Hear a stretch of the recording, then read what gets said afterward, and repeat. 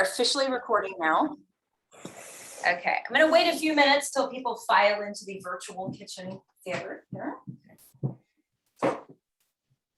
How many people usually attend? It depends. Sometimes it's like anywhere from 80 to 100. Sometimes it's 2 or 3. It kind of varies. Mm-hmm.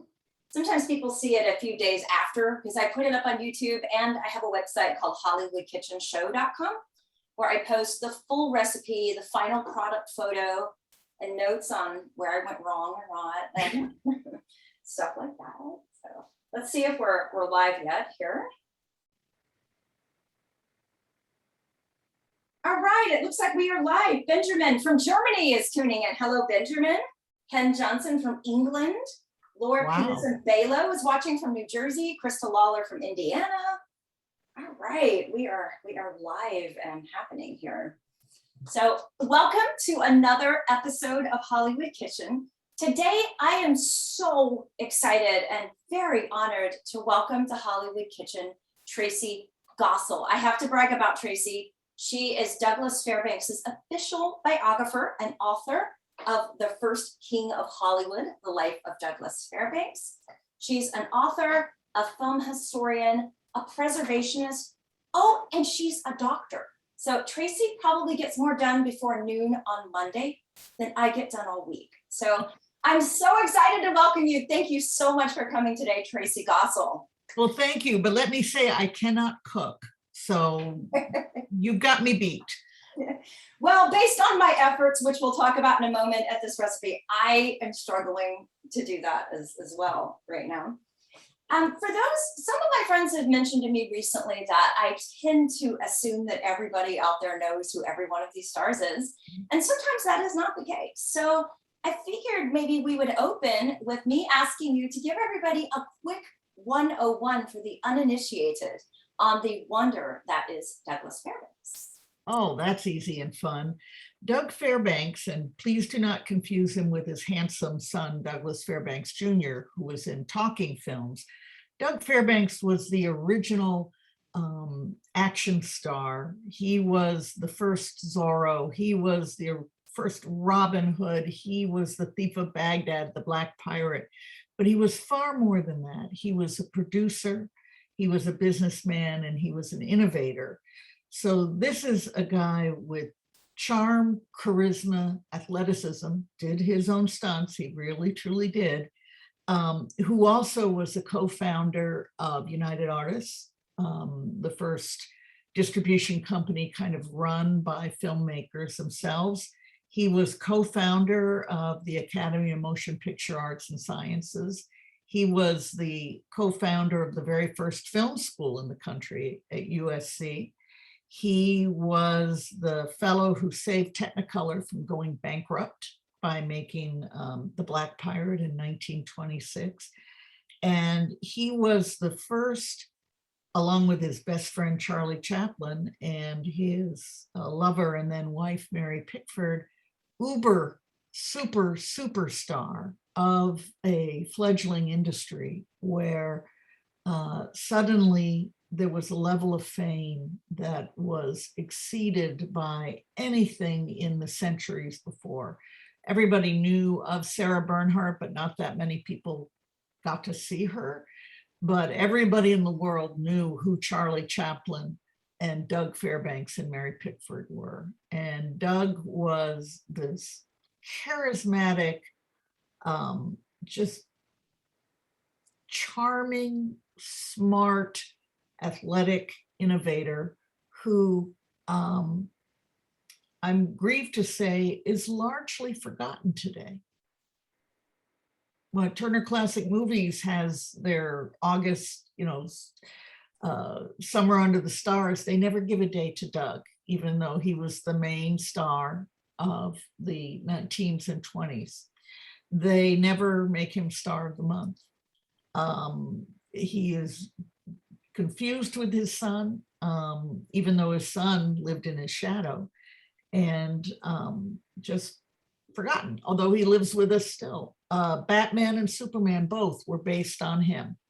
teenaged boys who drew those cartoons and then ended up creating these icons that we're living with today. If you're seeing a Marvel superhero movie, you're seeing Doug Fairbanks. If you're seeing Superman flying, we're seeing Doug Fairbanks. And so that's my boy. You said I was his official biographer. I'm not. I don't think anybody can be his official biographer because the family sort of never, there is no official assignment of name and likeness or rights because of the fact that he died in 1939. But I certainly worked in cooperation with, amongst other people, Melissa Fairbanks, his granddaughter, and lots of descendants of people who worked with him. So that's my boy Doug. Excellent. Well, hopefully maybe after we do this episode, some of the people watching will look up his films and will seek them out, and we'll tell them all about how they can do that. Yes. Absolutely. Well, I want to get into the recipe first and get this out of the way because I had a few obstacles in making this and testing. I did. It's crazy. Much like the extraordinary stunts Fairbanks did, he made it look easy and effortless. And I guess that translated to this recipe. And I too thought, lemon pie, what could possibly go wrong? This will be easy and this will be effortless. The first time I tried to make this, once I poured the ingredients, the egg part, into the hot mixture, all the eggs scrambled like that. And I was like, no. So I'm trying to like fish the scrambled eggs out of the mix, and it wound up looking like a weird version of wonton soup. Ooh. The second time I tried to make this, the lemon juice, the lemon filling was so runny. You could honestly have poured it into a cocktail glass and stuck an umbrella, put some ice in, and just called it a day. So I wound up making this late night emergency call to our friend Donna Hill, who's also a Valentino expert and silent film historian. And I wound up calling her and just begging her for help last night. So Donna, I know you're watching. We love you and thank you for helping me pull this out of the fire. So this recipe that we're going to do today comes to me from the Photoplay cookbook of 1927. And as we've talked about before, the studios and the fan magazines put out these recipes ad nauseum. And there's a 99% chance, I'm guessing, Tracy, Doug didn't cook. Given his achievements, I find it hard to believe the man had time to sit down at a table and even eat. He did not cook. Neither did Mary. But they had a chef, and he watched his diet very, very carefully. And I bet he would have liked this pie. Well, I love how some of the text in some of these recipes, it's kind of funny and even a little charming.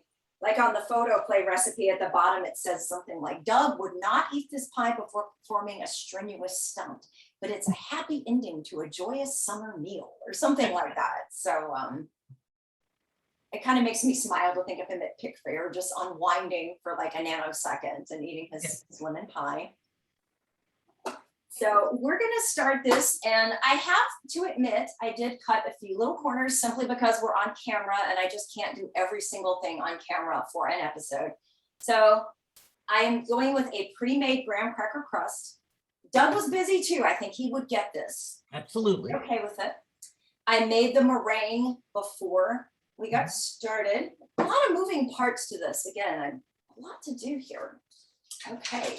So what we're going to need for this recipe is, in a medium saucepan, whisk together 1 cup of sugar. Now, what I wound up doing, I should preface, is the Photoplay recipe was so darn wonky that Donna Hill straightened me out and suggested a lot of changes, which I'm going to implement Donna's changes here. Okay, so we're going to go with 1 cup of sugar. We're not going to do the flour, as the other recipe suggested that Donna was talking about. Donna said to substitute the flour with 4 tablespoons of cornstarch, which is what we're doing right now. Tablespoons of cornstarch. You froze for a bit there, at least on my end. So Okay. What was the first thing you put in? I put in 1 cup of sugar. Okay. And Donna told me that instead of flour, to do 4 tablespoons of cornstarch, Okay. which I'm putting that in now. And then salt, which we have like, I think 1/8 teaspoon of salt. And one helpful tip Donna gave me was, and this may seem obvious to some of you, I'm just learning as I go along in every one of these episodes, guys. So Donna said, Carrie, make sure to stir all these ingredients and mix them together before you add the water, so it's all kind of blended properly. And that makes perfect sense. For some reason that didn't occur to me at the time, but it makes sense. So we're going to stir all of these together. Okay. All right, now it says stir in water, lemon juice, and lemon zest. So I've got 1.5 cups of water. We're going to stir in here. I'm trying to stir this gradually too. I kind of get impatient when I cook and I just want to dump everything in a pan all at once. And that's not always a success when I do that. So, okay, I'm stirring this here. All right, stir in water, lemon juice, and lemon zest. So we have the juice of 1.5 lemons. I tend to put things on the stovetop and then go away and forget. Same. I'll get working and just suddenly there's, what's that smell? Oh Cooking God. is a lot harder than I ever imagined. I really did not know how to make hardly anything when I started this whole project. So it's been quite the learning experience. Okay, let's see. All right, cook over and pour in the lemon zest. Okay, I have zest of 1.5 lemons. I'll put that in too. Now cook over medium heat, stirring frequently until mixture comes to a boil. So we're going to do that. Okay. While it's waiting for it to boil, you mentioned to me before we got started that you had some anecdotes about Doug at Pickford and Doug with the food or meals. Oh, So, yeah. Well, there was a dinner party that Robert Flory describes. Flory went on to become a director, but in the 1920s, he was the foreign publicity agent for Fairbanks's organization. And so he wrote and published a lot of things in the French magazines. And he described a dinner party where all the guests were sitting down and somebody, I can't remember whether it was a staff member or a guest, spilled something all over Doug's coat just as they were sitting down. And Fairbanks kind of whispered to the butler a few words and they started the dinner. And then all of a sudden, the lights went out, the power was out. And in the darkness and confusion, basically a coat swap was performed. And then, the lights magically were fixed. Somebody had figured out what was up and the lights came back on. And then dinner went on as it was intended to do. And the poor person who had spilled all over Doug, there was no embarrassment because we had hidden the fact that the host's coat was covered probably in lemon and sugar. And that's a funny story. That strikes me as being very thoughtful because having worked for Hollywood studios and people in the past, a lot of times a very public and horrific dressing down would have occurred in a situation like that. So for him to just kind of casually, handle it that way, that's really nice, actually. That's really cool. Doug and Mary were very beloved by the people who worked with them. Nobody felt like they worked for them. They felt that they worked with them. And one example I like to give is when the Three Musketeers was being filmed in 1921, it was in the midst of a huge crunch in the industry when most filmmakers couldn't get money. And there was almost studio-wide, every studio, the workers were on strike, and which is a consequence of the studios clamping down, and then the workers go on strike. And nothing was happening that spring and summer, except at the Pickford Fairbanks studios, where everybody was cooking away on Little Lord Fauntleroy and the Three Musketeers, because while Chaplin was famous for his very tight salaries and budgets, Fairbanks and Pickford were more generous, and their worker bees felt loved and listened to and well compensated. And so he was able to produce the Three Musketeers when a lot of other things were not going on, which was in fact a very brave thing to do anyway, because costume pictures at that point were not thought to be a desirable thing on the market, and every market survey had advised against him making a costume film. But he did.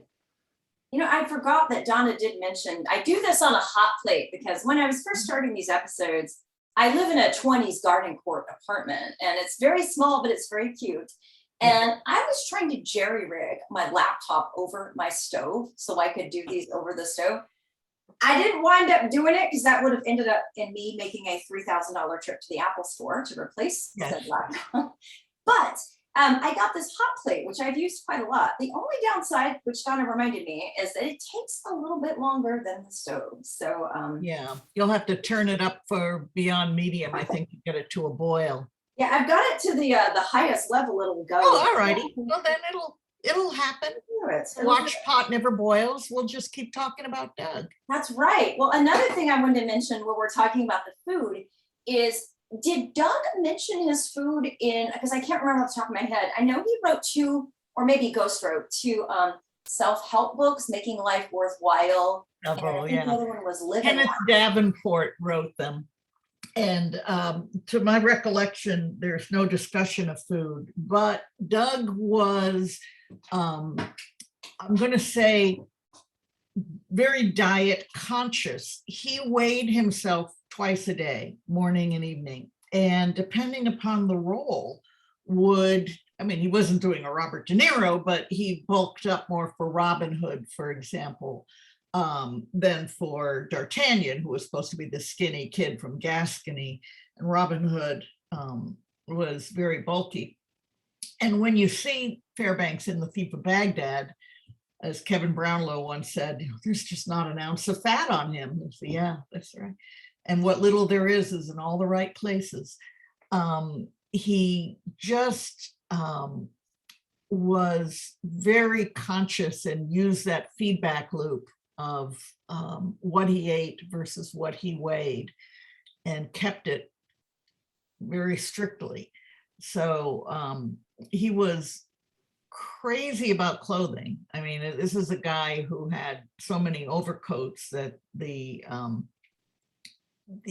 tailor in London that made them, the Savile Row tailor, had to keep a book of the fabrics to make sure they didn't duplicate themselves on Fairbanks. And those books still exist in the that particular London atelier.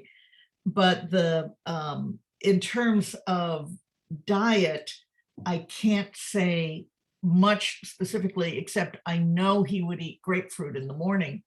And when Buddy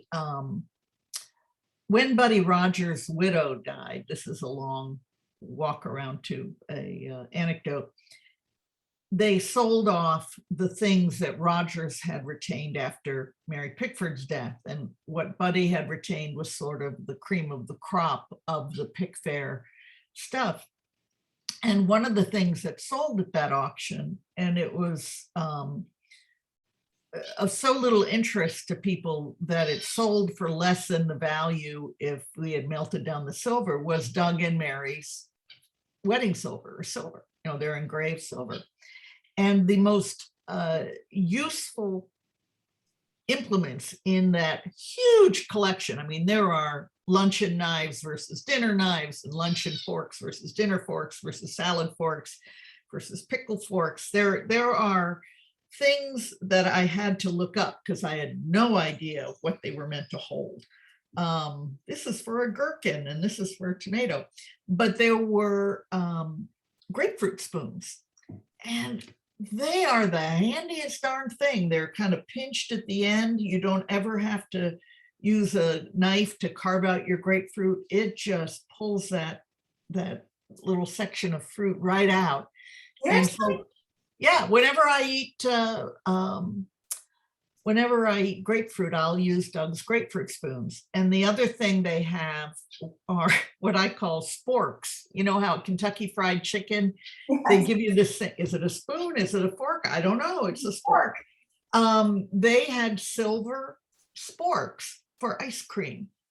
And it just had the little jagged sawtooth edge, and you got your bite of ice cream. So every year at Christmas, we have our individual ice cream balls with, made to look like snowmen or whatever, using Doug and Mary's ice cream sporks. So we have some of their Napoleon Josephine china, which was not the actual china Napoleon gave Josephine. It was china made by the same company and hand painted by the same company that painted that pattern back in 1801. The French government gave to Doug and Mary after the Three Musketeers. And it, to my mind, it's the ugliest darn thing you've ever seen in your life. It's just, oh my God, it's over the top. But we have 2 full settings of it, meaning every plate on down, every cup, and every soup bowl, just for 2 people. And that's because somebody a lot of things walked out of Pickfair in the later years of Mary Pickford's life, kind of under people's noses. And, the butler would give things to his friends. And those things turn up a generation or 2 later when those people die off or their children are looking to divest. And what happened after the butler had given away 2 full servings of this china was that Buddy somehow saw one of the pieces and went, oh, that's where the Josephine and Napoleon china is. And he actually had a display case built on one of the landings in Pickfair. Is it starting to firm up? It is starting to firm up. Yeah, okay. Good progress. Keep going. Don't quit. To display the china, so no more of the china could walk out of the house. And in the end, they auctioned what remained at the Buddy Rogers widow's auction. Hey, what did you just put in there? I just stirred in 4 tablespoons of butter. Wow, great. Okay. When do the eggs get to go in? That's the part I'm kind of a little worried about because I want to avoid another spontaneous you don't want your wonton soup? Your egg drop soup, excuse me. That was crazy when it did that. I was like, oh no. Okay, let's see here. All right, place egg yolks in a bowl and gradually whisk into 1/2 cup of hot mixture. While you're whisking, I'll go get a grapefruit spoon and an ugly plate. Great.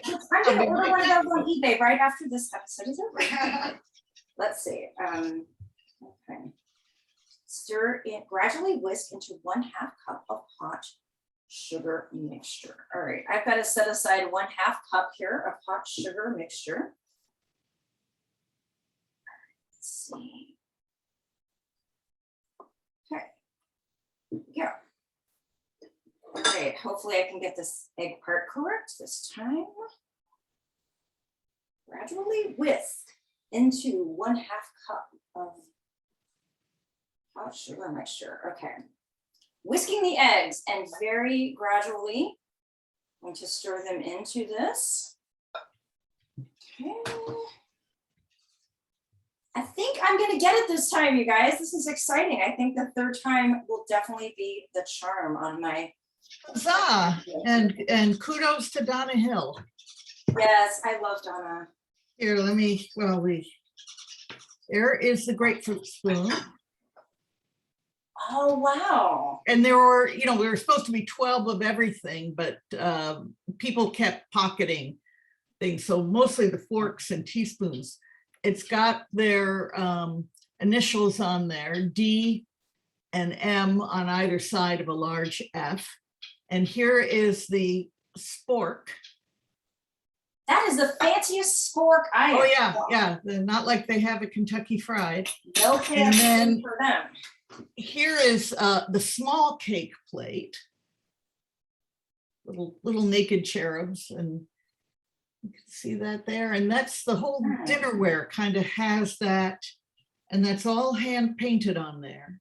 Oh, wow. And it Tracey, was where that did you was find these Fairbanks items? Were these items you purchased at auction?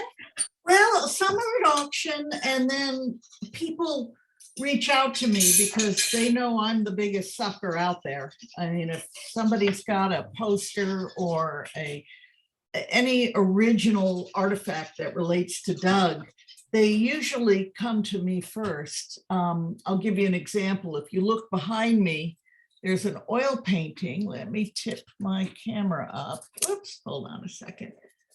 I'm still gradually stirring in the egg to the half cup of hot mixture, by the way. I'm really taking this gradual thing seriously this time. Take it, yes, be careful. Look, if you see behind me, there's a beautiful oil painting of Doug Fairbanks with the Robin Hood castle behind him.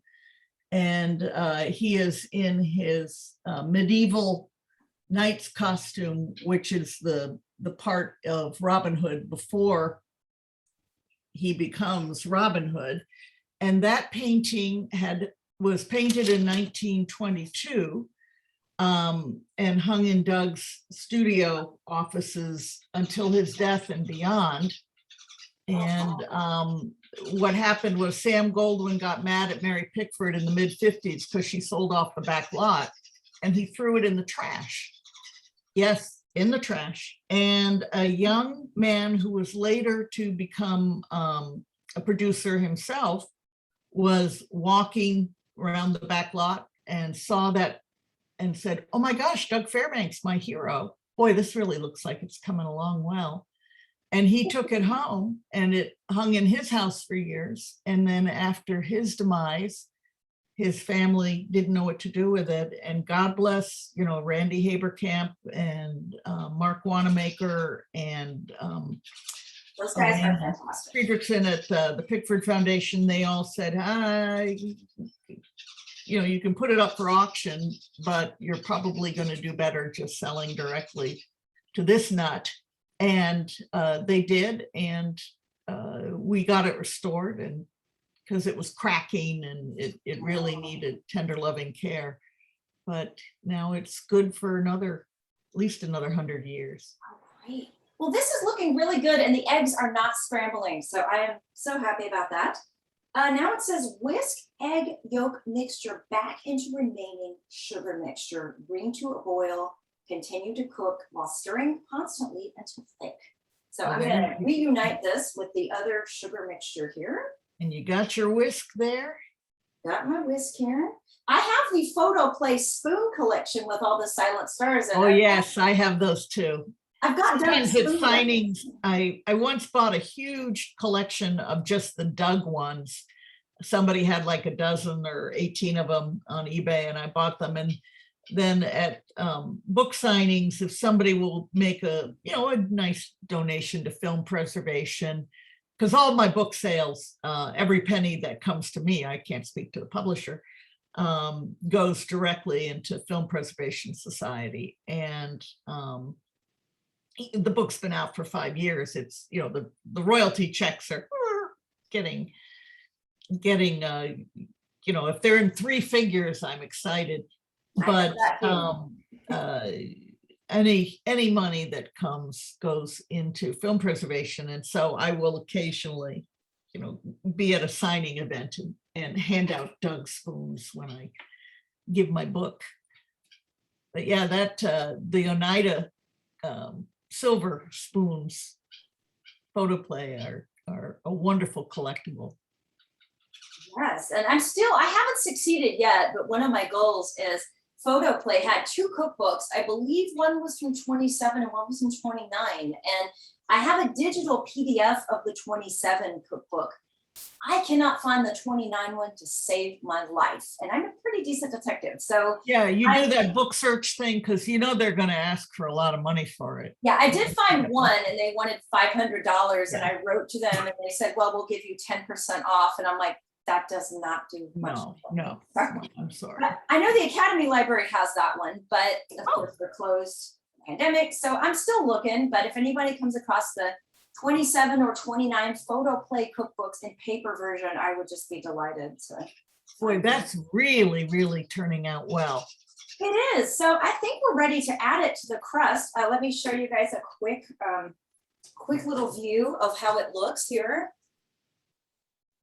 Looks nice and yellow, very thick, very creamy, no scrambling involved. So I am pretty happy about that. So let me pour it into the pie shell. And Donna did emphasize to me that it has to be super cool before adding the meringue. So after we get off, after we log off today, I'm gonna pop this in the refrigerator and wait till it's nice and ice cold before adding the meringue to the top and then finishing it off. But I will post final photos on social media and of course on the HollywoodKitchenShow.com website. Speaking of photos, is that Ginger Rogers over your shoulder? Oh, I have Rita Hayworth and Joan Crawford cooking on my little bulletin board. That's Rita, okay. Yeah. So, all right, I think we're in really good shape here. So here's what it's looking like at the moment. Brava. Yay. All right, now I can relax I'm not afraid now that I'm going to screw this up badly. And now we can relax and talk about Fairbanks. So did you turn off your burner? I just did. Thank you for reminding me. So how did you first encounter Fairbanks, Tracey? Like, what was your introduction to Doug originally? I first saw a picture of him when I was 11 years old at a Bond rally, just in one of those Time Life book series called This Fabulous Century. And he stuck in my head as being a figure of great energy, but beyond that, I knew nothing. 2 years later, when I was 13, Richard Schickel published an article in American Heritage magazine that was at our school library.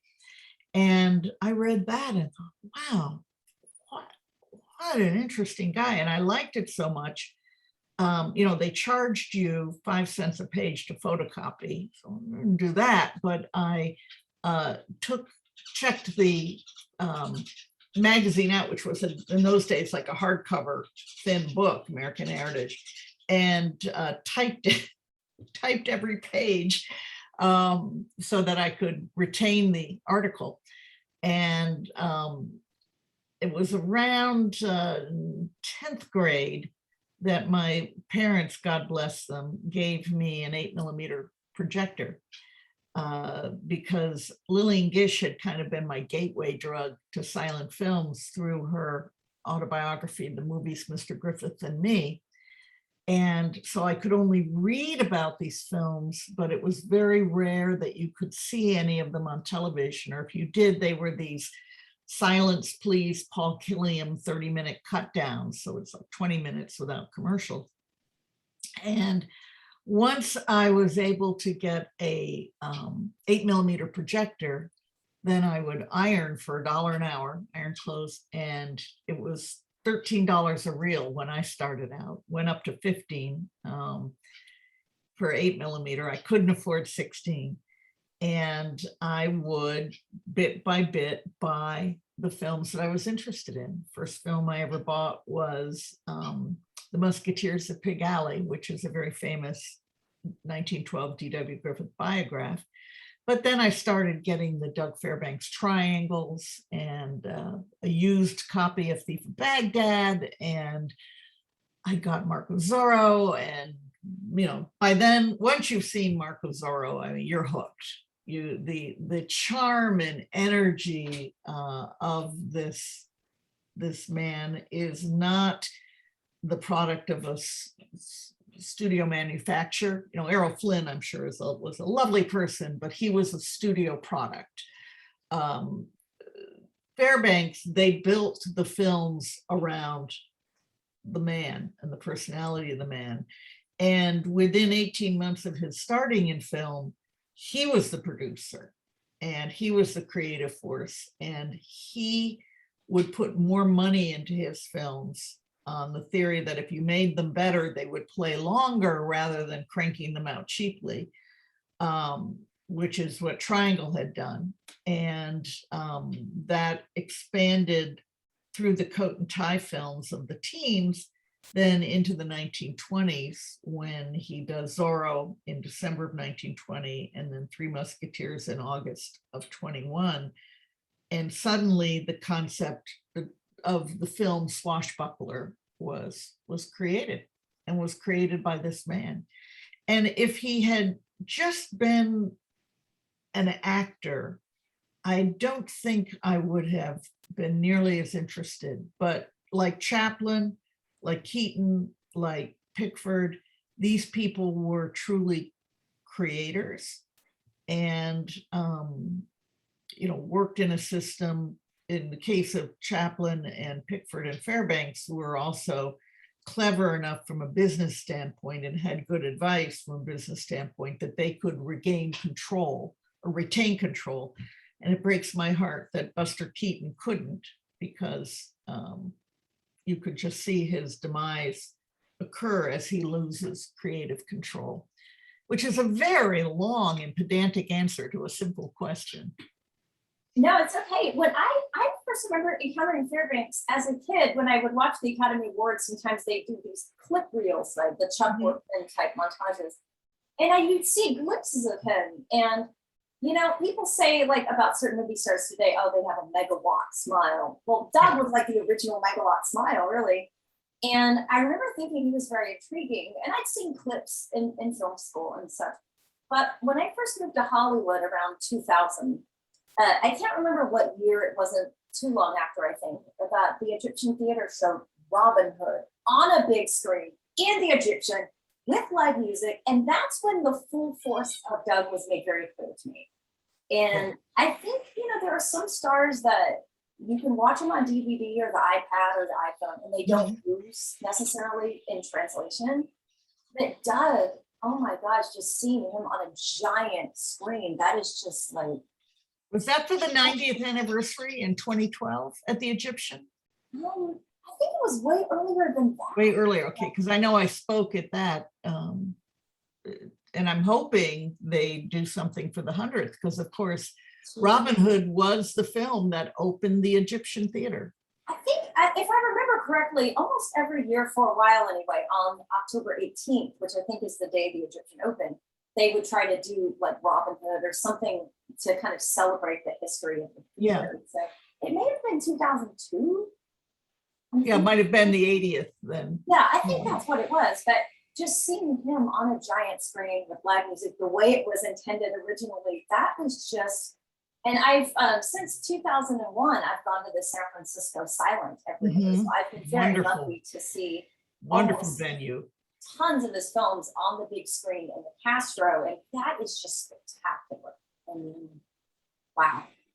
Yeah, I used to be on the board, and I would bully rag them into showing Doug, to the point where I think the poor booking lady got sick of Fairbanks. But to me, you need to show the arcane, rare stuff, but you need to show the kind of accessible, popular entertainment that made people want to go to the movies. There's nothing wrong with a Rin Tin Tin or a Tom Mix or William S. Hart, as well as some extremely depressing Russian film where they shoot the dog in the first reel. It's funny that you say that, because I'm going off on a brief tangent, but the San Francisco Silent, for those of you who've never been, it's pretty much like a 12 hours a day, 4 or 5 days in a row of silence. And you can't really have a proper meal unless you skip a movie. So every year my friend Beth and I would go, put our heads together and go, okay, what movie do we skip today in order to eat a meal that we don't have to eat while running down the street, or that's not popcorn? So the one time we skipped a movie was the one where they shot the dog. And I heard all about it when I got back, and I was like, thank goodness that was the movie I opted to skip. Beth and I were like, we're skipping this one. Thank goodness. I walked out of the theater when they screened that one in Pordenone, and I'm sure it was a brilliant film. I'm sure it went on for many 10, 12 more reels and was a brilliant film. But you shoot the dog, I'm done with you. And Same. I said to a friend, I bet that's the film they're going to pick to screen at San Francisco next year. And sure enough, they picked the Russian where they shot the dog. But so glad I'm down the street eating dinner then. we all owe a great debt to the folks at San Francisco because they show the films as they were meant to be shown. And it's a glorious, glorious thing. But if you can possibly scrape up the money to go to Pordenone, that is, believe it or not, as affordable these days in terms of airfare and hotel as a trip to San Francisco. Pordenone is on my bucket list. It's one of the problems for me is the fact that it's early October, and given that I do tours of a historic cemetery, like September through mid-November is bonkers prime time schedule. So that's been a big part of what's kind of stopped me so far, because taking time to not be in town at the busiest time of year for me is just really fun. Once you go, you'll never want to miss it again. It is, and they're going to be short this year in that they're only showing 4 films a day. But normally it starts at 8 in the morning and goes straight through till midnight or 1 in the morning. And of course, people have to pick their times to eat, and they do give you gaps for meals. I will, at least between the big shows, but they do it beautifully, and there is the crowd of scholars and archivists, and where else can you sit and watch a Kevin Brownlow restoration and then look over your shoulder and go, he's right there. It's Kevin Brownlow, he's right there. Yeah, it's funny because having worked at movie studios in the past, I've seen plenty of stars in the flesh, and I try to just be like, okay, they're just, people like us. But when I see him, I just feel like he's not a star, he's a god. I mean, yes. I'm sure he'll pull the restraining order someday and I'll get to go within 10 feet of him. But, the fact that you're sitting there and going, well, there's David Robinson, who wrote the Chaplin book, and there's Russell Merritt, who's a great Griffith scholar, and hey, there's J.B. Kaufman, who writes about the Disney silly symphonies, and you're Serge Bromberg. I mean, oh my God, you're surrounded by these people that in 1 week you can, first of all, book more meetings than if you had a round the world ticket. You're seeing people from archives all over the world, but you're also seeing their prime restorations. Here's what we did this year, and I've never, you suddenly discover Reginald Denny was a brilliant comedian in the 20s. You see William S. Hartz that, what do we get to see but, the same few that have come out with the AFI box sets, but you're seeing William S. Hart films that the Library of Congress has reassembled, and just a string of them, and you start to really understand. But we've wandered far afield again. Forgive me. I do tend to blather on. That's okay. I do too. I get so excited about this stuff that I just. So what inspired Douglas creatively? Like, where did he kind of seek inspiration from? I do not have a good answer for that. I think there was a light within him, and that light would shine on various things around him, and then he would, with that light upon it, he would say, well, let's do an Arabian Nights tale, or let's do a pirate story. But I don't think he drew inspiration from outside things nearly as much as the world kind of drew inspiration from him. He just, he wasn't a literate fellow. He didn't read a lot. Mary had to read him the short stories upon which the Mark of Zorro was based, the Curse of Capistrano. She read them first on a train and then said, hey, this is for you. He was just a force of nature in and of himself. I've always been fascinated too by the dynamic of Hollywood power couples. I kind of wish someone read a book about that actually, because it seems like every decade there's one. Yeah. But how did he and Pickford handle that? Because like when you're two of the most mega famous people on the entire planet, and then they join forces, like the scrutiny, the pressure, the nonstop being in the media glare, even back then. I mean, and they were the first that I can think of A-list Hollywood power couple. Like, how did they handle kind of being in that situation? They handled it with incredible grace and intelligence. And they were both very savvy, very press savvy, very image savvy and media savvy, but they were also just authentically who they were. So they weren't presenting a real false face to the world. They were presenting themselves to the world. When their love affair was secret, that was one thing. But once they were publicly joined, they set the template that every kind of power couple has followed since. And you can say, hey, you know, Brad and Angelina, boy, there's a power couple. But Brad and Angelina were not as, if you go to remote parts of Kenya, you know, probably people aren't invested in who Brad and Angelina were. Silent films were an international medium, and the intertitles were in the local language. And so the peasant in China knew Doug and Mary as deeply and as well as the fellow in Alabama.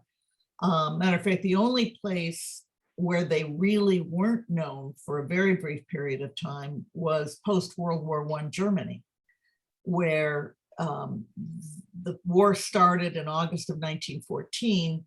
Pickford was in films before 14, but only a named star around 13, and American films weren't coming in during her early bloom into superstardom.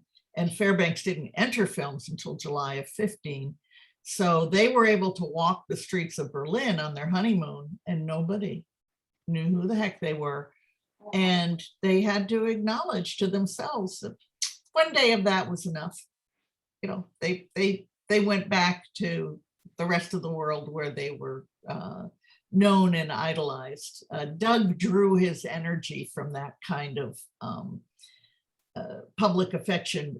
In terms of Mary, it sucked the energy out of her. So over the course of their marriage, you'll see Doug continuing to enjoy these international trips and Mary kind of toughing them out. But they really handled themselves with grace and with discretion, and sort of modeling the proper behavior. And of course, they had an illicit love affair. They were as human as the next guy, but they took it very seriously that when Hollywood was in danger early on from a series of scandals, you know, the William Desmond Taylor murder, the Roscoe Arbuckle affair, the Olive Thomas suicide and or accidental poisoning, all these things could have truly torpedoed what was then a less than 20-year-old industry. And they stood as this beacon of, hey, not all Hollywood is like that, and there's decency, and there's not drug parties everywhere, and you can still bring the kids to see a Doug or a Mary movie. And without it being cloying and kind of Disney in the 60s wholesome, but in fact being the top entertainment, the main area of interest. Even Chaplin was already kind of on the minister's hit list because he'd had a divorce and then, you know, married a very young, the second wife was also, you know, a teenager and had her baby a little early and those sorts of things. So Doug and Mary represented purity in an era that didn't boast a whole lot of purity. What kind of amazes me too about Fairbanks was it seems to me that like Chaplin and a lot of other men at that time, they wanted super young women who were not in any way their equal on any level. And so for Doug to be in love with Mary, who is every single bit is famous, powerful, talented, creative. I mean, toe to toe, every bit is equal. That kind of seems really amazing to me that he appreciated that as opposed to being kind of terrified of that and threatened of it. Yeah. Doug worshipped success, and you say Doug and Mary were toe to toe. I would argue that Mary was, even a level above, and we're up here in the stratosphere. I mean, we're getting nosebleeds at this level of fame, but Mary and Charlie were constantly dueling for, the top salary in the industry, and Doug would often jokingly refer to himself as Mr. Mary Pickford. He could do that because he knew he was the top male star, excluding the slapstick comedians, but the top male leading man. And he knew that she was the top female star. She truly was the focal point of an entire industry in terms of its finance and in terms of how deals were structured. The contract that she had with Zucker in 1916 still exists as the model that stars try or their agents try and design for them today, with profit sharing in the films and certain guarantees of salaries, etc. She created that template, and Fairbanks loved successful people, was never threatened by them, was attracted to them. He cheerfully called himself a snob. He loved to figure out, how did they get this success? What was it? And he did not have, at least publicly, an insecure bone in his body. What he did have as a flaw, a character flaw, was crippling jealousy, not of Mary's financial or business success, which he cheered on enthusiastically, but if anybody danced with his girl, anybody looked at her, and this applied to his first wife, this applied to any female lovers along the way, he was crippled with jealousy, and it was the thing that brought him down in the end. I've heard he did not like Valentina one bit. No, Mary was pretty clear that he was rude to Valentino when Valentino popped by to say hi in the neighborhood in Beverly Hills and was chatting with Mary on the lawn. And Doug he worked, United Artists signed a 3-film deal with Valentino and with Considine, the producer. And, he was one of the kind of honorary pallbearers at Valentino's funeral, but get away from my girl,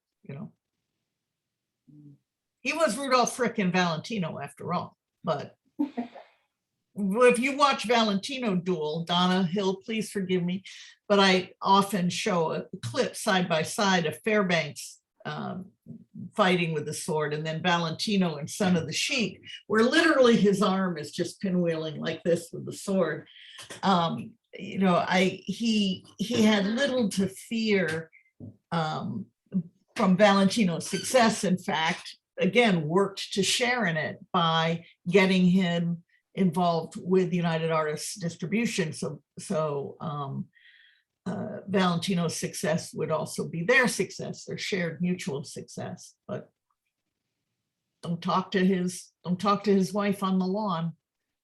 Well, one thing that always kind of fascinates me about just studying the history of a lot of these stars is there's always a trajectory. There's like this rise, this incredible high for a lot of them, a plateau, and then a downfall. And there's so few of them, as we know, that maintain this level for a long period of time. There's always a rise, there's always a fall. And then there's, what do you do after that? And it seemed like as spectacular as Douglas's rise was and his life was, it just hit a real snag at the end of the 1920s and just kind of never fully recovered. So tell us about kind of what happened and You know, how Those last 10 heartbreaking years, Fairbanks and Pickford both had great intelligence and great emotional intelligence as well as intellectual intelligence. What they did not have, as very few of us, including me, have the benefit of, is true wisdom. So you got somebody like Frances Marion, who as a screenwriter, had tremendous success in Rose, but then also sort of as screenwriting became an extremely profitable endeavor, the boys came in and got those plum opportunities. Frances Marion said, well, I also can be a sculptor. I could, she took her life and continued to have a success with it. Mary, alas, became an alcoholic. Once her mother died and the marriage started to crumble, her downfall was very slow, but very awful and dreadful to watch. And Doug's also was not the public downfall that you see in The Artist, where suddenly, he's broke and he's in an apartment and only has his trusty dog. Doug remained at the top of the social scale and the financial scale, but the light within had been snuffed out, and he was bored. He wasn't even interested in making films anymore. He was bored of fame, and he traveled, but he did not find that something else to give his life meaning. You wish you could have a time machine. And I always say, I know I'm supposed to go back and kill baby Hitler, but I would also, want to go back and advise those people to, number one, stop smoking in Fairbanks's case, but also just to recognize that there has to be more meaning, and that meaning probably comes from giving to others. And he, of course, gave creatively, but that was for its own sake and the joy of creation. He did not, he learned that fame and wealth was empty, as most people learn. And he wasn't dumb enough and shallow enough to just sit and wallow in it and enjoy it forever, as I'm sure some people do. There was something more in him that knew that the fulfillment wasn't there. And so I actually wrote the last 10 years of his life in the book first, because it was such a painful thing to research and to write, that I did that knowing that then I could go back to 1915 to 1929 and just have all the fun in the world. I had written the theatrical portion around that time as well. And then the very last chapter I wrote was the first chapter, which was the childhood and the teenage years. So I had the pleasure of running the movie backwards. But I have had people tell me that one man at a book signing said he was in a diner and was finishing the book and was crying, and the waitress came up and, sir, are you all right? And he wasn't, because we all you get so fond of the fellow as you go along with him. I mean, he really was authentically what he seemed to be. And so to see somebody take that arc and do that journey and yet not learn the ultimate lesson that constitutes wisdom is heartbreaking. And you want to do the same thing for Mary. You want to get her in that last step, but her mother was gone. Everybody took from her, but very few buttressed and supported her.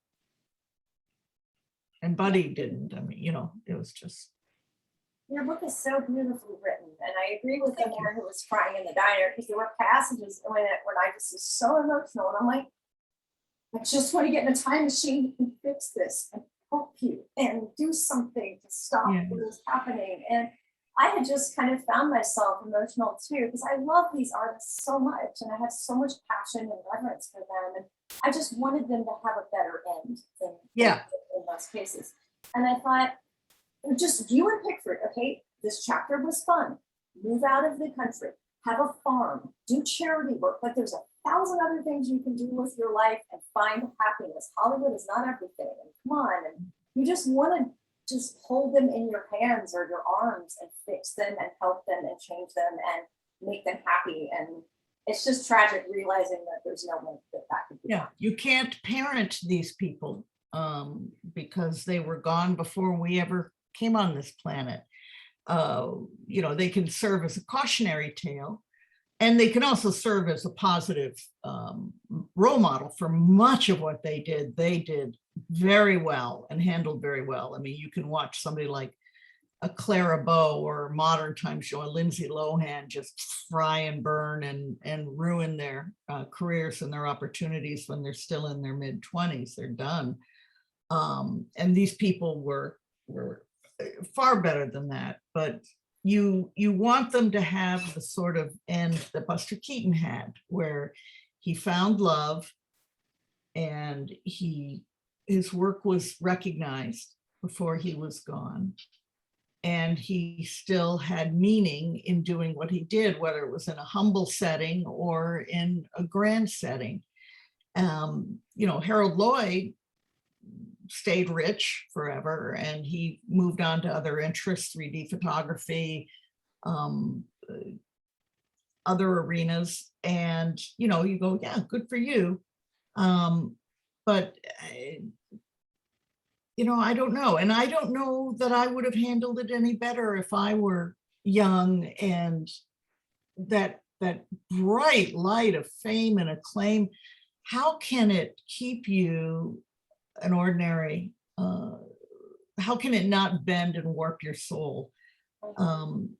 Armie Hammer, who himself turned on to have some later problems, said in an interview once that people kind of freeze in their emotional development from the point from which they became famous. So Leonardo DiCaprio became famous at 21, and he's in his mid-40s now, but he's still banging 21-year-old models. I mean, he's just never progressed to fatherhood or, parenting or something beyond the, hey, I'm on a yacht in Cannes and I've got a beautiful model on my arm.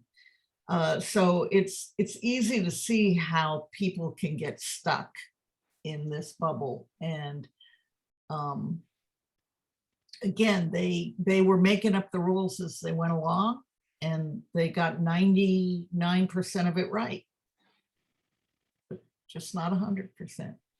One thing I try to do, Douglas, is on my cemetery tour, which I guess my worlds collide now with making food and giving cemetery tours. Yeah. And I constantly try to tell people about him because he's on my tour, and I tell people, I can tell you about their life. I can show you the grave.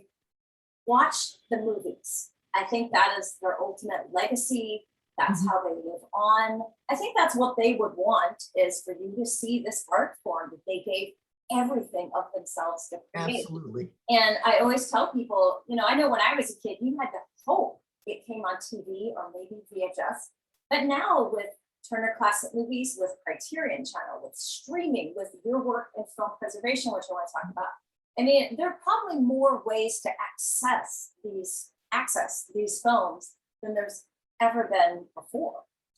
May I give a brief plug, although we don't have release dates yet for our Blu-rays, but we've got two major Blu-ray releases coming out. One is the restoration of The Three Musketeers, taken from a fine-grained positive from, or a safety negative made from Doug's camera negative before the camera negative dissolved. In '63, they made a safety negative. And in 2017, Rob Byrne of the San Francisco Silent Film Festival did a restoration with, partially with our support. And that was, ran and was seen once by the festival goers, but then immediately went back into a vault. In 2019, 100 feet of original 35 was found with a Montgomery Ward toy home projector. And that 100 feet had the Hanschlegel coloring process of D'Artagnan's Buttercup Yellow Horse. And it also showed us what the original tints were like, because Rob, when he did his restoration, had to go from Eileen Bowser's viewing notes, because again, the original positive turned to dust with the tints. And so she said, well, it was, amber here and blue here, but what color amber? I mean, somebody's yellow is somebody else's orange. And so we, MoMA went to a lab and got, based on 3 still frames, got the entire Buttercup Yellow Horse section kind of recreated digitally.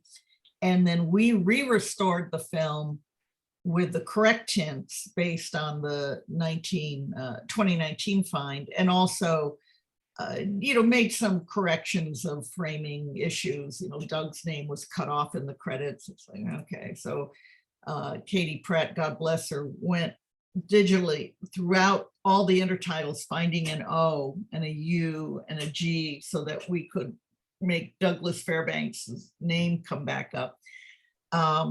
And that will be released along with a 1910 Mary Pickford biograph called The Call to Arms, where she plays a page boy. It's the only time in her biograph career where she plays a boy.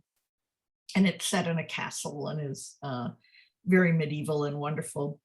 The other Blu-ray release, and both of these will be out before Christmas, is a Fairbanks double feature of what are otherwise lost Fairbanks films.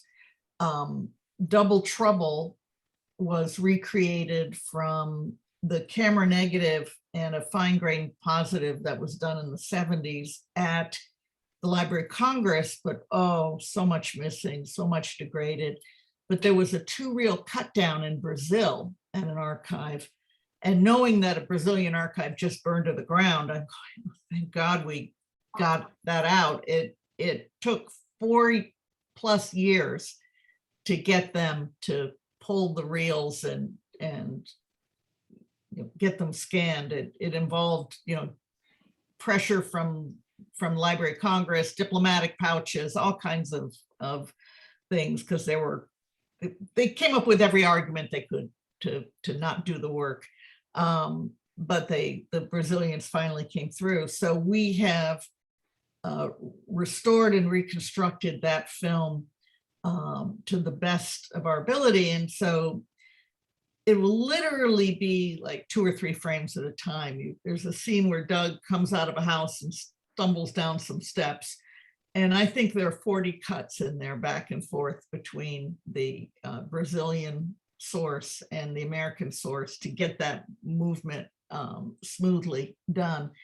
That, and then a wonderful 1918 film called Mr. Fix-It that was discovered 10 or so years ago in Italy, and that the George Eastman House had. And we had supported the funding of the translation of the titles back to English. This was through San Francisco Silent Film Festival and the Eastman Scholarship they were supporting. And God bless the Eastman folks. They let us fund the scanning of that 35 millimeter, and it and Double Trouble will be released along with 2 more never seen biographs, one of which is Her First Biscuits, Mary Pickford's early screen appearance. she's not in the early scenes because she wasn't there that morning. She was applying for work, and in the afternoon scenes, she's there because they bought her a little girl dress and came back and put her in the movie. And a Griffith's last biograph, which actually came out before Judith the Bethulia, but was filmed last, which was The Adopted Brother with Bobby Harron. So 2 biograph restorations on that one, 2 Fairbanks features, and on the Three Musketeers, it's 1 biograph and the full 10, 12 reel Three Musketeers with an orchestral score by Montalto Orchestra and Rodney Sauer. Oh, Rodney's the best. Oh, I know. And no modern rock music. We refuse to do that. We feel you need to have historically accurate music.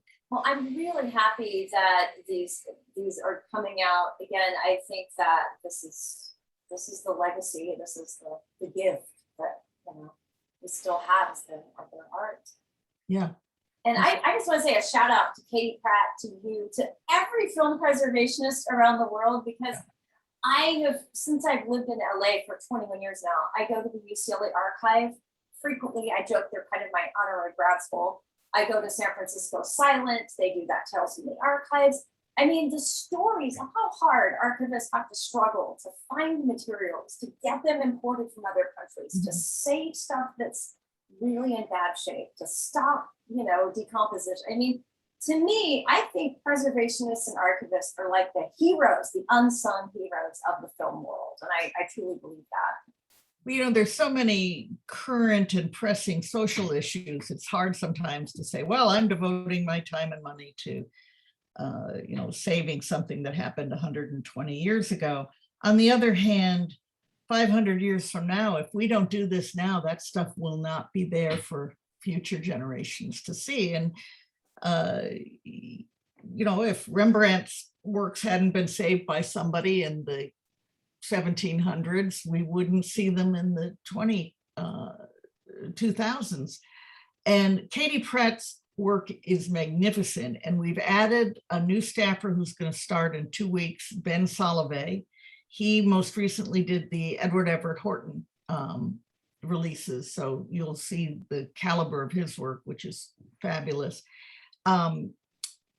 If you go on Facebook at the Biograph Project, there are tons and tons of side-by-side before and after. Here's what it looked like, and here's what it looks like after Katie, stabilized it and got all the scratches out and makes it look like it came off of Billy Bitzer's camera negative.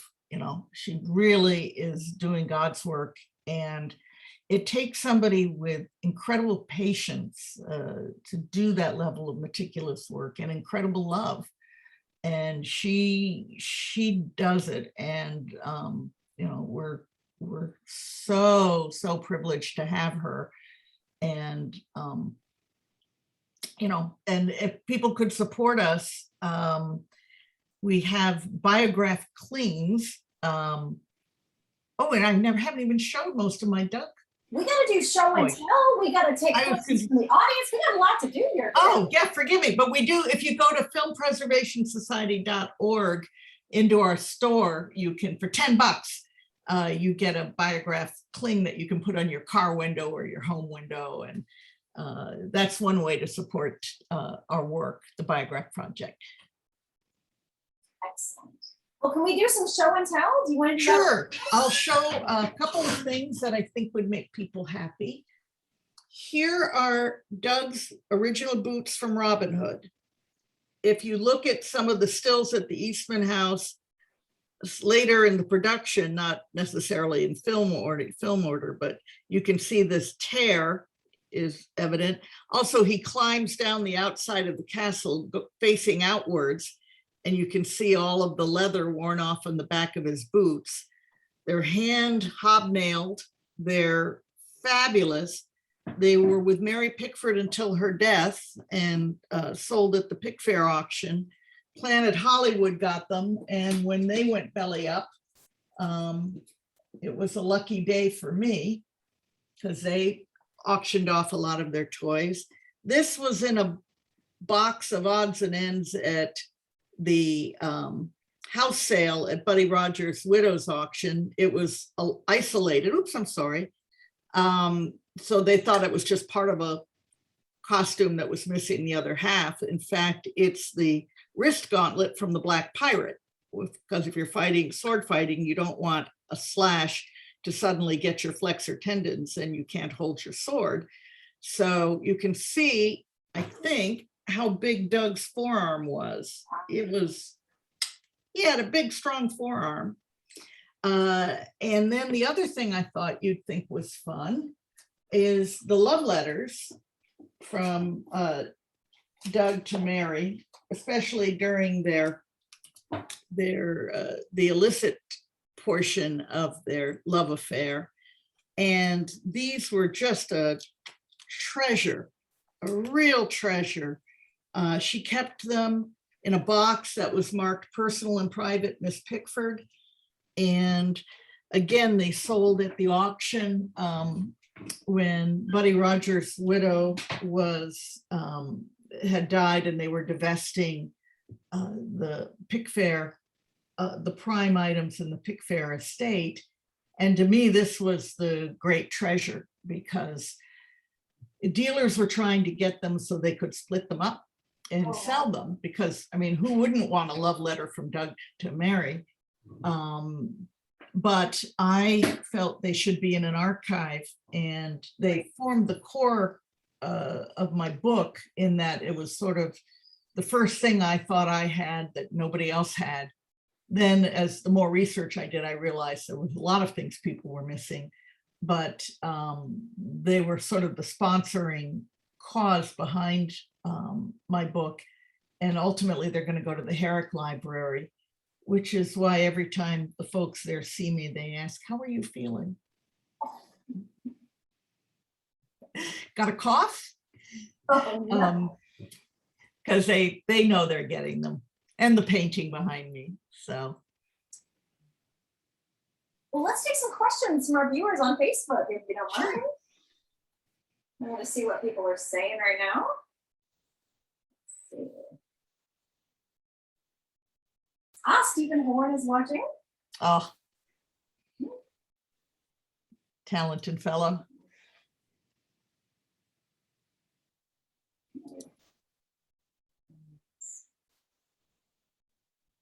Danny Miller points out, and rightly so, not forgotten by our group, thank God, but it's weird he's never been highlighted by TCM. Yeah. I agree. Danny Miller says, is Douglas Fairbanks Jr. his only child who had no kids with Pickford, correct? Correct. Yeah. Mary was sterile from an early pregnancy termination when she was married to Owen Moore. In the pre-antibiotic era, that would often result in kind of the lining of the uterus, sorry to get technical, getting inflamed and infected, sticking. And so she desperately wanted children with Doug, and it was a heartbreaking thing for them.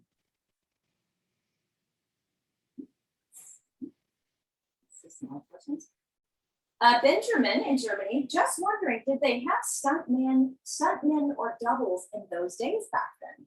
The answer is yes. And even some of Doug's stunts were doubled, very rarely. But for example, he broke his hand filming a stunt in the Mollycoddle, and a stuntman with whom he worked in designing the stunts and often, running through them so he would watch and see how it was looking and how they would adjust it, by the name of Richard Talmadge, actually did the leap from the cliff to the top of a tree because Fairbanks had broken his hand doing that.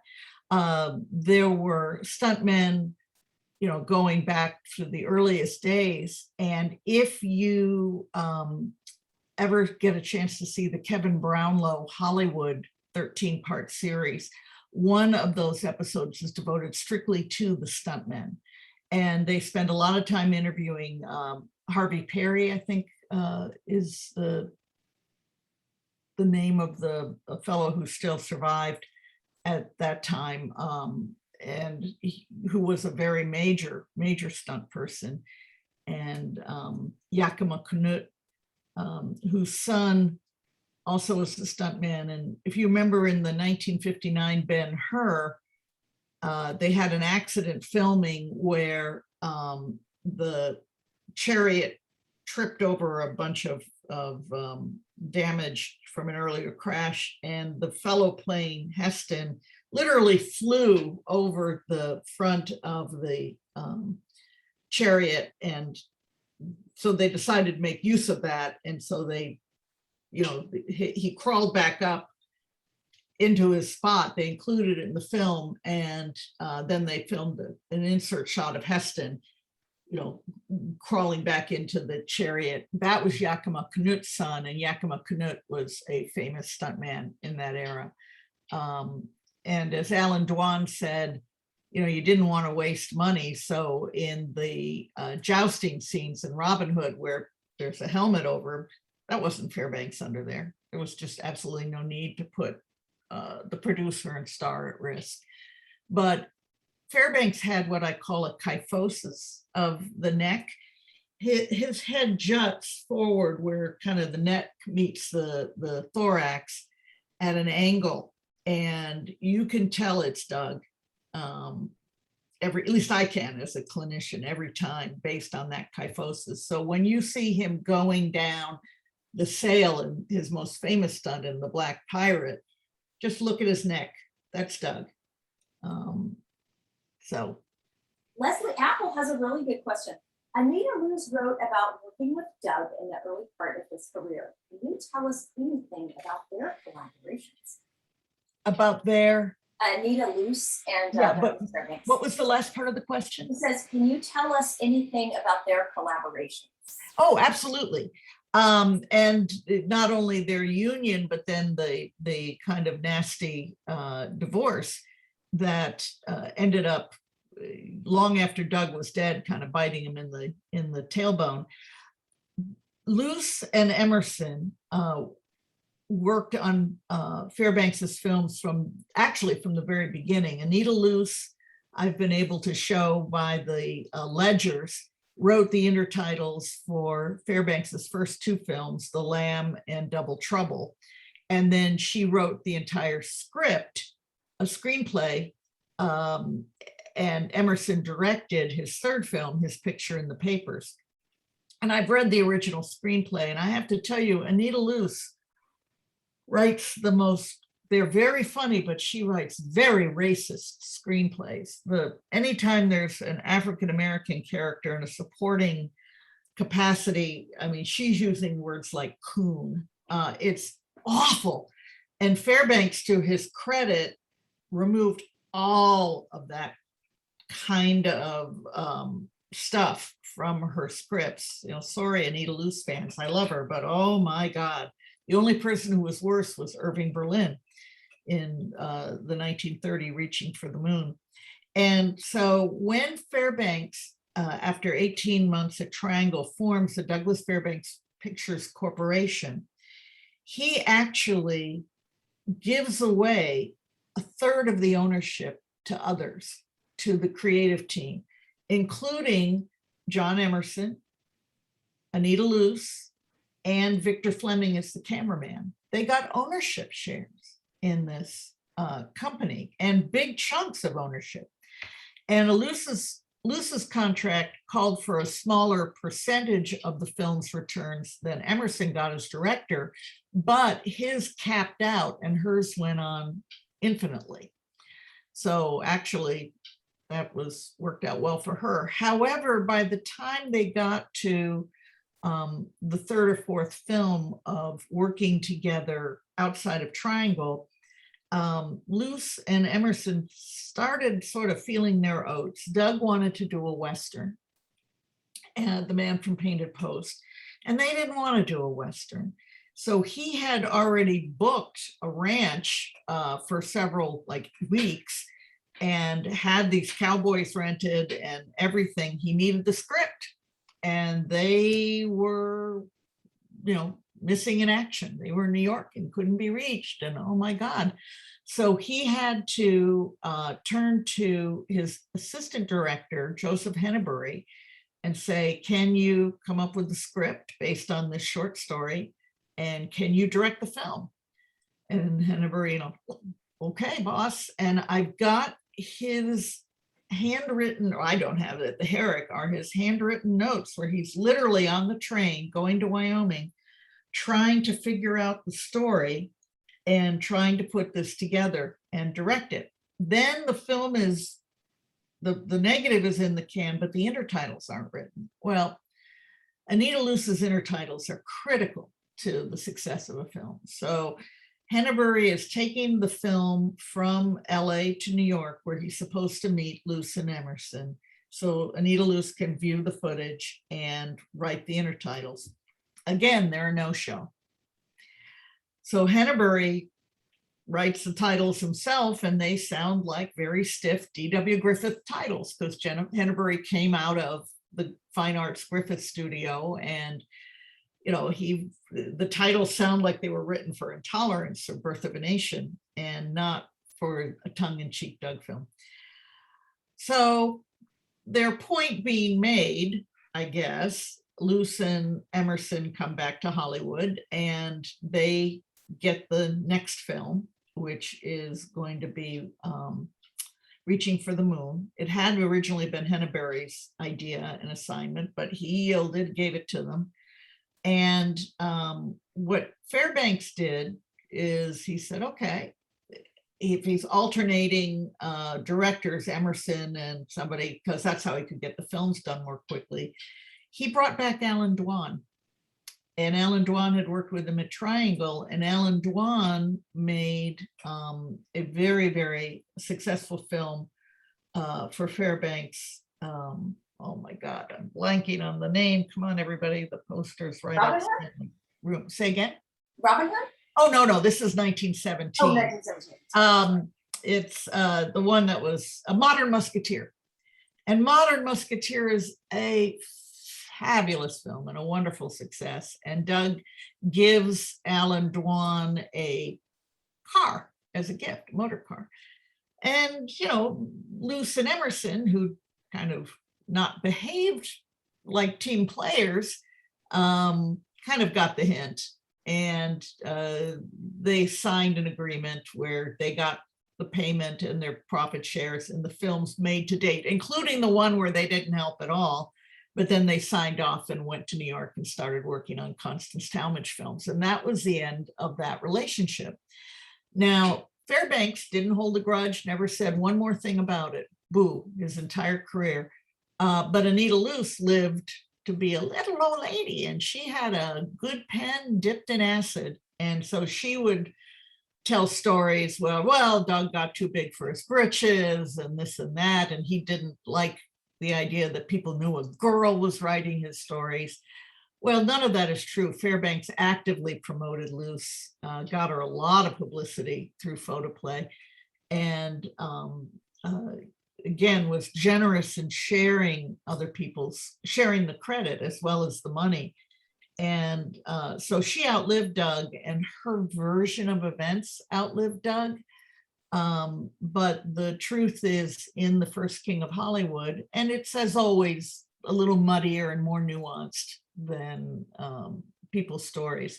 But they were a very successful team until they weren't. That's a great question, Leslie. Yeah, it was. Thank you, fellow in Germany.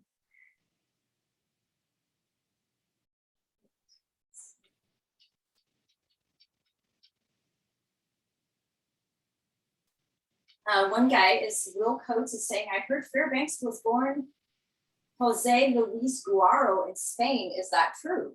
We know it's not true. He was born in Colorado, right? Yeah. He was Will Coates is on our board. He was saying he was born Jose Luis. Pardon me, I'm not going to pronounce this last name correctly. Guirao in Spain. But he was born with that name, or he played? He's saying, is it true Fairbanks was born with that name? Oh, no. Good God. No. He is smoking the jazz cabbage. He was Douglas Ullman, and then when he was 5 years old and dad deserted the family, the mom changed all the boys' names to her first husband's name, which was Fairbanks. So he was not born Douglas Fairbanks, but he was Douglas Fairbanks from 5 years on. Elton was his middle name. Monique is asking, do you know where the original gate was where their studio, now quote, the lot was? I was at the Formosa next door in 2016, but I don't know where the original gate was located. Where the date that the studio was built? No, she wants to know the where the gate was. Oh, the gate. Oh, yes. The gate is on Formosa. And it faces now, you know, where you're looking at the Target and the Formosa Cafe, etc. So it's Santa Monica and Formosa. Doug's new jogging track ran along Santa Monica. And there was, you know, the building and the Doug's offices were here, which, by the way, are reportedly haunted. I interviewed a young woman, I didn't put it in the book because I thought nobody would take me seriously as a historian, who knew nothing about Fairbanks, but she was part of the lore of the studio because working in the middle of the night doing DVD extras for some other company, they were just renting the space. A fellow in what was clearly now the Iron Mask costume came down the hallway and looked in and looked annoyed and went out, and she thought it was Errol Flynn. She didn't know her movies. And so you'd say, well, what was it? This felt, yeah, okay, yeah, that was who it was. Okay, well, that was Doug Fairbanks. So if his spirit haunts the old Pickford Fairbanks studios, later the Goldwyn Studios, now the lot, it does in the form of a very annoyed guy in 1928. That is so awesome.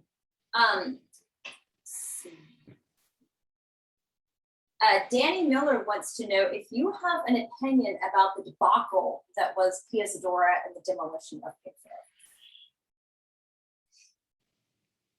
Your physical reaction just now says so much. Yeah, there are claims that it was torn down because of termites and it was hopeless.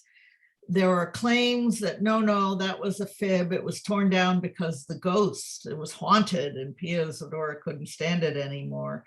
I don't know. I think there was a lot of blame to go around. They could not get the Historical Society to deem it of historical significance for preservation purposes. Those folks were kind of snotty and they said, well, architecturally, it's of no particular interest at all. So it couldn't be protected. They also didn't, it was billed as a remodel because they left one wall. That's a trick that people do in LA, so they don't have to get the permit for total destruction. They leave one wall and it's a remodel. And the ugly thing that exists on that site now is this gauche mansion.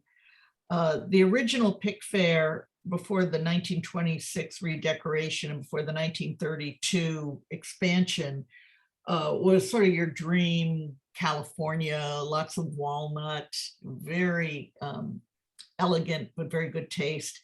The 26 furniture redecoration, they had a lot of, they got suckered by a decorator. So it's a lot of department store furniture that all was married to each other in theme, not particularly well made, not made for the ages. I have several pieces and they're all falling apart. But it was what they felt European money looked like, Wow. I have the floor plans for the 1932 Pick Fair. We have tried very hard. Carrie Beecham, who's a scholar I admire greatly, is working on a book about Pick Fair. And we have tried very hard going through the city of Beverly Hills to get the original architectural plans from the 1919 build, but they don't have them anymore, not even on microfilm. So they said, nope, before 1950, tough luck. Oh, and yeah, I went, but we can build the 1932 Pick Fair. We just have to get everybody, if each of you would please chip in about 500,000, I think we could do it. I mean, just to buy the thing that's there now is 60 million because of the land. And so I think we'd have to, get a place in Wyoming and build Pickford on a hill in a place where the cost of living is far more reasonable. But Benjamin is asking, Benjamin in Germany wants to know, was Chaplin really against the Fairbanks Pickford marriage? Yes and no. He teased Doug and said, for heaven's sakes, just live together and get it out of your systems, which, was hardly an acceptable thing to do in 1920. He and Mary both loved Doug dearly and passionately, and Doug loved both of them. Therefore, the three of them were like the three triplets in those early years. Once Doug was dead, Mary and Charlie butted heads. And I promise you, Charlie would have been a very exasperating business partner to have. Yes, he handled his own money well, but he vetoed a number of proposals that would have been very, very good very significant for the survival and thriving of United Artists in the 20s when they were desperate for content. And, Mary, being an astute business person, was gritting her teeth because they would not outvote Chaplin. They had agreed it all had to be unanimous or not at all, any of these decisions. And so she was watching bad business decisions be made for the organization. And so they loathed each other by the end. Chaplin does not strike me as a man who respected or lauded or had any kind of support for strong, powerful, intelligent women. Yeah, I mean, he found the love of his life in a 19-year-old who subsumed his life to him, and found happiness that way. But no, he was not cool. I mean, on the other hand, he had a very strong affair going for a while with Paula Negri. So who knows? It's complicated. Anything it's complicated. Chaplin, yeah. I love his work, but outside the work, it is real. Well, and to be sexually involved with a 15-year-old was a different thing in the teens and 20s, when many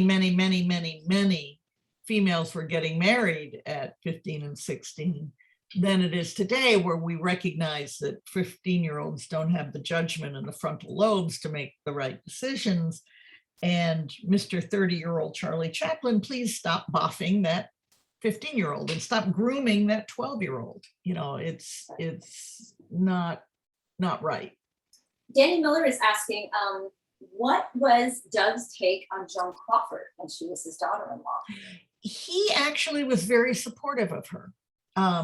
Neither Doug nor Mary were crazy about the fact that Joan wanted children, and then there would be, Mary Pickford, a grandmother. What? No. But Joan always said that she felt that she got a great deal of support from Fairbanks Sr. Junior complained, we weren't invited there very often. He had lots of very ambivalent feelings about his father in that relationship, but Joan really felt the love from Doug Sr. and said so. Yeah, I'm a big Joan Crawford fan, so I'm very happy to hear that. We'll take one more question here. Okie doke. You are so fascinating, Tracey. By the way, I could do this for 10 hours with you and just thank you. Limited. So it's not me, it's the boots. Oh, it's not just the boots. Anybody who's got the boots, they automatically have charm. Oops, one of them fell over. Well, I am getting in the comments a lot of people saying they want to order these DVDs. The DVDs, we'll be getting them out there still. We haven't filmed the commentaries yet, and we're still filming. You know how you make a little mini movie about Film Preservation Society and the different one goes in each disc. We're still getting some of the interviews of like Katie Pratt on Friday.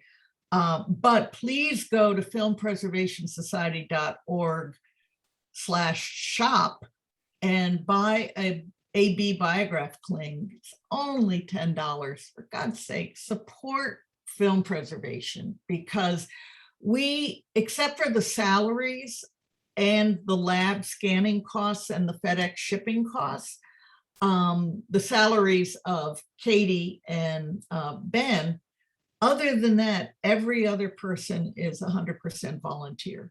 The board is volunteer. You know, Robert Bader, my husband, the amount of work he does on getting the DVDs produced and et cetera is, I have to twist his arm often because he's got a real job, but you know, that's all volunteer. So there are many causes you can give money to where, you know, you just don't know how much of that's going for the front office. The mansion of the head person. And yeah, you know, you're just never quite sure. You're hoping it's going to buy, you know, a goat for somebody in Biafra, but you don't know.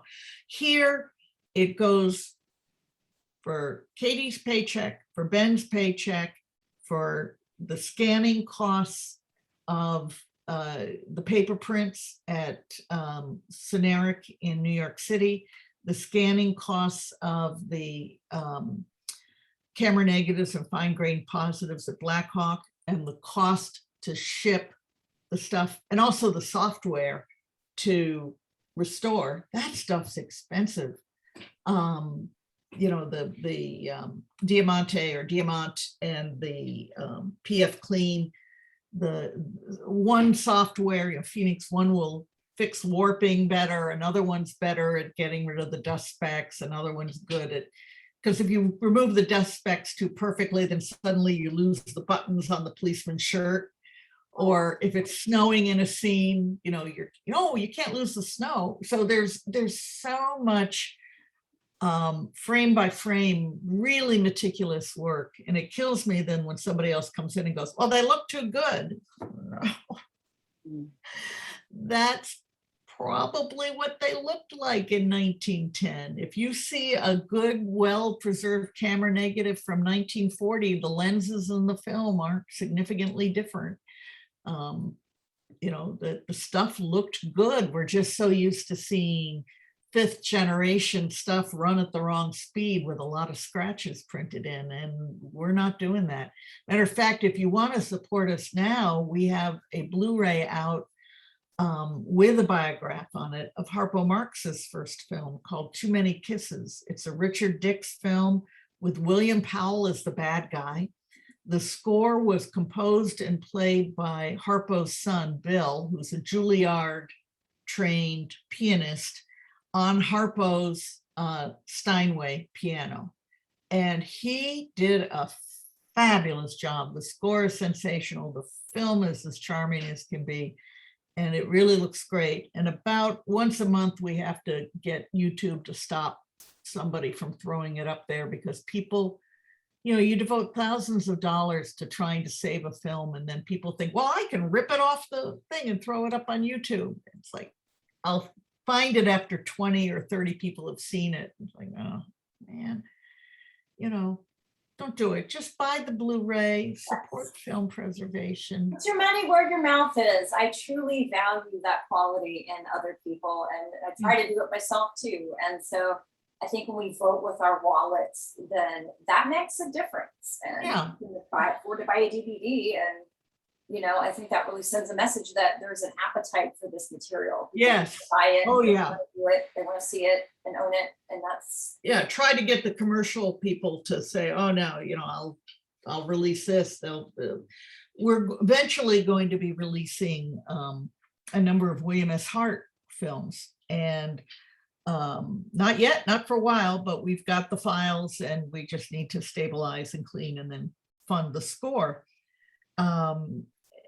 And the fact is that the people who were kind enough to share the files with us, Library of Congress, had gone to the people who do this for a living, you know, the Milestones and the Flickr Alleys, et cetera, And they quite reasonably looked at the numbers and said, we can't do this without losing money. And they're right. We lose money too, but we lose it more slowly. And we make some of the money back to keep funding film preservation. And so if we can by selling Blu-rays, take a $10,000 or $15,000 preservation job and bring it down to $5,000 because we earned some money back, then we can afford to do the next film and the next film and the next film. And again, we're not for profit. Nobody's making money on this stuff, but it's our goal and our mission to save it. Tracey, this has been absolutely fascinating. I really hope I can have you back for some future episodes. I'd be delighted. We could do the biographs. Yes, and maybe Douglas Fairbanks Jr. I have a recipe. Oh, no. Them too. And no? Talkies? No, sorry. They're just a fad. All right, fair enough. Fair enough. And everybody, if you have not read Tracey's biography of Douglas Fairbanks, I strongly, strongly encourage you to do so. If you can support a local independent bookstore like Larry Edmunds, please give them a call, go to their website. If for any reason they don't have it, call them and just ask them to order it. They are really good about doing stuff like that. Also, our website has the book. Oh, and great. If you buy it from our website, you'll get it signed. Carrie Beecham's book is on there. Letters, not letters from a Hollywood secretary. My first trip to Hollywood. My first time in Hollywood. My first time in Hollywood, Yeah. Autographed by her, and also my husband's book, Four of the Three Musketeers, which is about some fellows in the talkies called the Marx Brothers, but which is more successful than my book put together. The Marx Brothers have a larger fan base these days, but we'll see about that. We'll see what we can do to get silent films back in the public eye. That's right. And by tomorrow, I'll have the Hollywood Kitchen post with my notes on making this. I will have links to where you can support film preservation, where you can buy DVDs. All of that will be posted on my social media channels tomorrow. So stay tuned. Fabulous. Thank you. Tracey, thank you so much. This has my been goodness. Well, thank you for having me. What a great way to spend a Sunday. Thank you. And thank you for giving us the gift of Fairbanks, his story, his career, and helping his art live on. Well, great. Enjoy your pie. I will. Thank you so much, Tracey. Bye-bye. Thank you.